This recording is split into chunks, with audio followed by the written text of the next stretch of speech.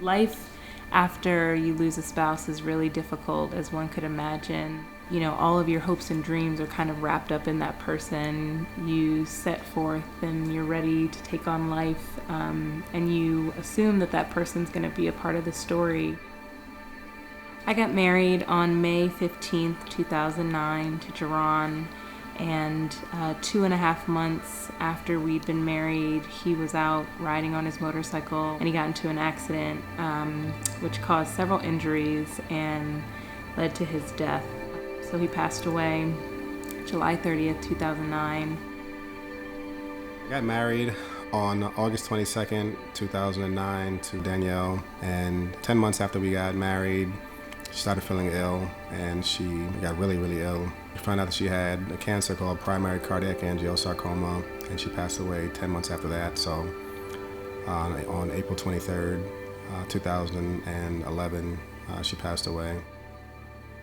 I had lunch with some friends that came up to New York, and it's my first time meeting his wife, so I wanted to just find out about her, what she did for a living. Told me that she does marketing communications like this woman named Jessica. She said it in a way that she presumed that I know who Jessica is, that I should know who she is, and I had no idea who Jessica was at the time.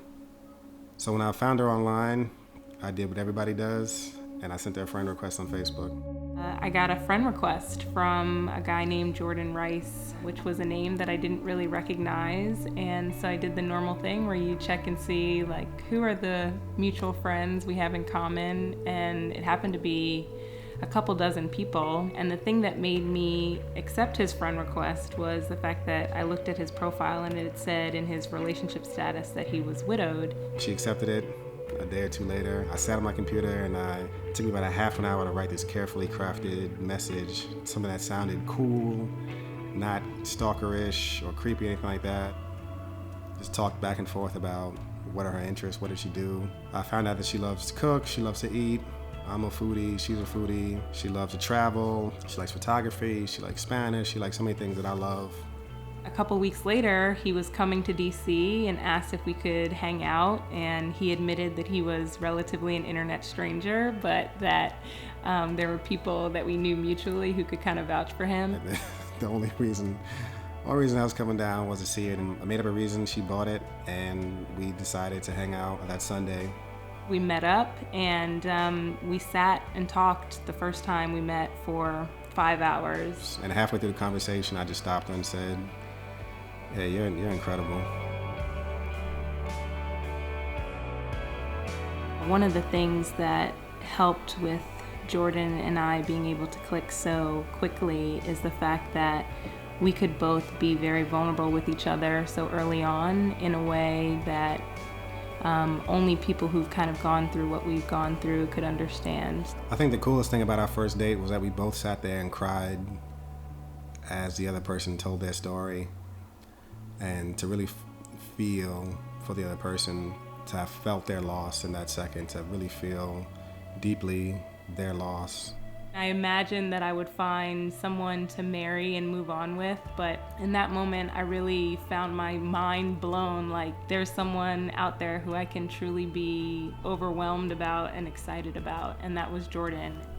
I didn't really think it was possible to meet someone like him, and so every day, you know, I like to say he truly is kind of a testament of God's ability to do exceedingly and abundantly beyond what we can imagine or think for ourselves or even wish for ourselves. It's funny when people ask us when we got engaged, because neither one of us knows what day that was. Neither one of us knows, you know, if it's a Tuesday or anything. We just made up our minds and said, all right, yeah, you know, let's do it. You know, what day would make sense for us. So we decided to get married on June 22nd to start our journey. We're extremely excited and just very confident in what God has done in our lives and bringing us together. Having experienced really amazing relationships in our past, that made us even more equipped to know, to just know, to be able to recognize what it looks like to really get another person, to really want to commit your life to another person, to do life with another person. Oftentimes I stop and I think that this is almost too good to be true.